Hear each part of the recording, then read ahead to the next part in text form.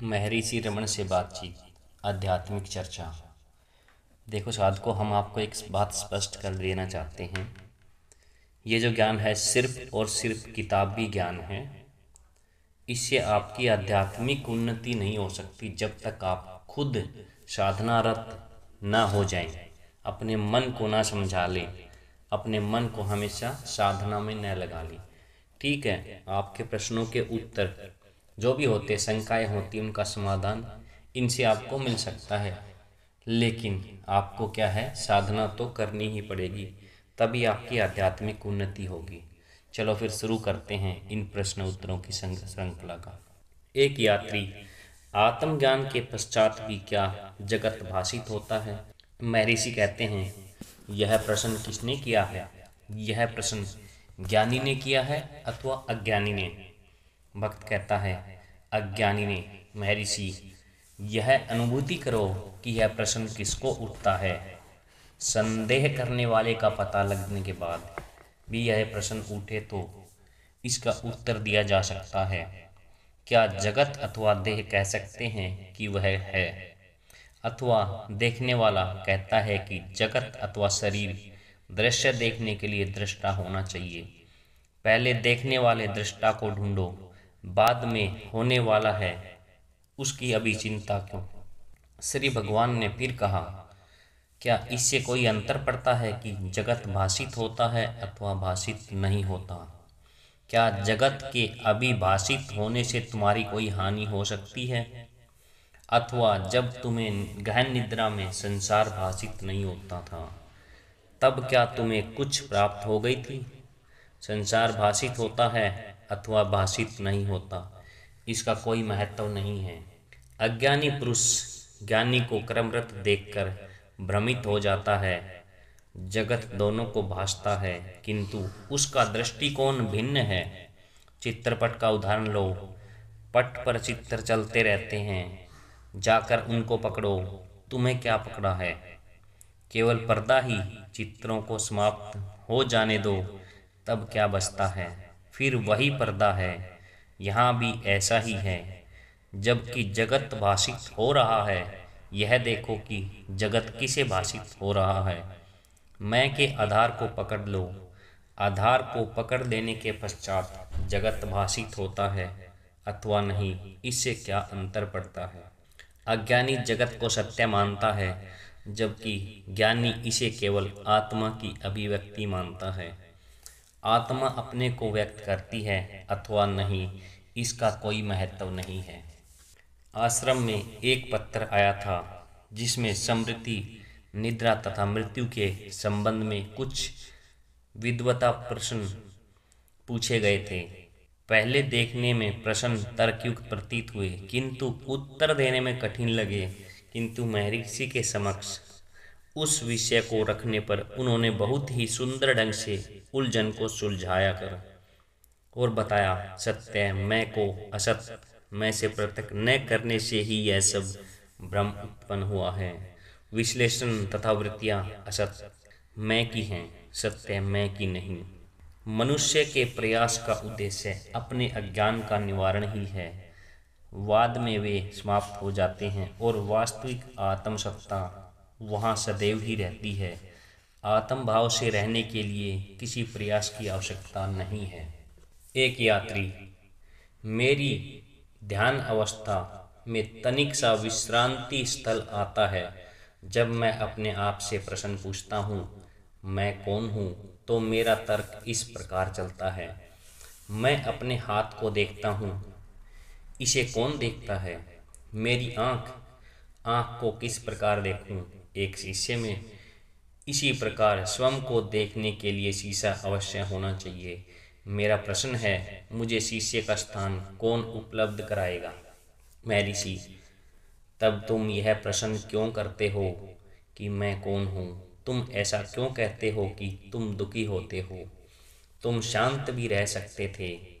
तुम अपनी शांति से बाहर क्यों आते हो? वक्त, इस प्रकार जिज्ञासा करने से मुझे एकाग्र होने में सहायता मिलती है। क्या एकाग्रता ही एकमात्र लाभ है? महर्षि, इससे अधिक तुम क्या जानते हो? एकाग्रता ही मुख्य वस्तु है। तुमको अपनी शांति से बाहर क्यों आना पड़ा है? भक्त, क्योंकि मैं बाहर खींचा जाता हूँ। महर्षि, मैं कौन हूँ का तात्पर्य है कि मैं के स्रोत की खोज कर लो। यह जान लेने पर कि जिसके लिए तुम प्रयत्न करते हो उसकी प्राप्ति हो जाती है। सारांश यह प्रतीत होता है कि प्रयास पूरी क्षमता से करना आवश्यक है तथा पराजय की भावनावश घबराकर प्रयास छोड़ देना उचित नहीं है। एक व्यक्ति योग अथवा ध्यान का अभ्यास करते हैं, अनेक अलौकिक अनुभव कर चुके हैं, महर्षि से उन रहस्यों का समाधान कराना चाहते हैं।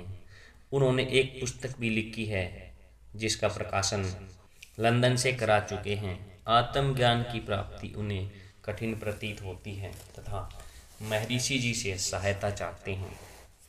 उनका प्रश्न है, उपनिषद में वर्णित ध्यान की पद्धति अब लुप्त हो चुकी है।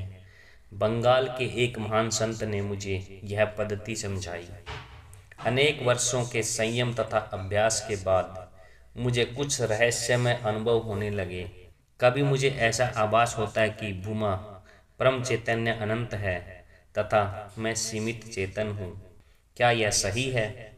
महर्षि, केवल पूर्णता की ही सत्ता है, वह अनंत है, उसी में सीमित चेतना उपाधि सहित उदय होता है। यह आभास अथवा बिंब है। इस व्यक्तिगत चेतन को परम चेतना में विलीन कर दो, बस यही करना है। भक्त, भूमा परम चैतन्य का विश्लेषण है, भूमा परम चैतन्य का विशेषण है। महर्षि, भूमा ही सर्वोपरि है। भूमा मतलब पूर्णता, पूर्णता ही सर्वोपरि है। यत्र नान्यतः पश्यन्ति यत्र नान्यतः शृणोति स भूमा। जहाँ उसे कोई दूसरा प्रतीत नहीं होता, सुनता कुछ नहीं, वही पूर्णता है। इसकी परिभाषा तथा वर्णन नहीं हो सकता, यह यथावत है। भक्त, एक परिमितता का अनुभव होता है। कदाचित यह भूमा से तनिक नीचे किंतु उसके निकट है। क्या मैं सही हूँ? महर्षि, केवल भूमा ही है। भूमा मतलब पूर्णता ही है, अन्य कुछ भी नहीं। यह सारा कथन तो मन का है। भक्त, मन से परे जाने पर भी मुझे इस विशालता की अनुभूति होती है। महर्षि, हाँ। महिला ने एक प्रश्न पूछा है, ध्यान तथा विक्षेप में क्या अंतर है? महर्षि, कोई अंतर नहीं। जब संकल्प है तब विक्षेप है, जब कोई संकल्प नहीं है तब ध्यान है। किंतु ध्यान केवल अभ्यास है जो वास्तविक शांति की अवस्था से भिन्न है। ध्यान का अभ्यास किस प्रकार हो? महर्षि, संकल्पों को मत आने दो। महिला, कार्य तथा ध्यान में सामंजस्य कैसे करें? महर्षि, कर्ता कौन है? जो कार्य कर रहा है उसे यह प्रश्न करने दो, तुम सदैव आत्मा हो, तुम मन नहीं हो। यह प्रश्न तो मन उठाता है। कार्य सदैव आत्मा की समक्षता में ही होता है। आत्मज्ञान की प्राप्ति में कार्य बाधा नहीं डालता। कर्ता का मिथ्या देहाभिमान ही है, इसमें बाधक होता है। इस मिथ्या देहाभिमान से छुटकारा पाना है। भक्त, क्या चेतन रहित अवस्था अनंत चैतन्य के समीप नहीं है? केवल चैतन्य ही रहता है, अन्य कुछ नहीं। महर्षि जी ने बताया कि केवल चैतन्य ही रहता है, अन्य कुछ नहीं। भक्त, श्री भगवान का मौन स्वयं एक महान शक्ति है। यह हमें कुछ मानसिक शांति प्रदान करती है। महर्षि, मौन अनंत वाणी है। मौखिक वाणी मौन की इस अन्य वाणी में बाधक होती है। मौन में हम आसपास के वातावरण में घनिष्ठ संपर्क में होते हैं। दक्षिण मूर्ति के मौन के 4 ऋषियों ने संशय निवृत्त कर दिए। मौन व्याख्या, मौन द्वारा सत्य का निरूपण। मौन को ही प्रतिपादन कहा गया है। मौन इतना अधिक शक्तिशाली है। बात कहने के लिए वाणी के अंगों की आवश्यकता है जो वाणी से पहले की वस्तु है, किंतु अन्य वाणी विचारों से भी परे होती है। संक्षेप में यह अनुभवातीत वाणी है अथवा मौन शब्द परावाक है।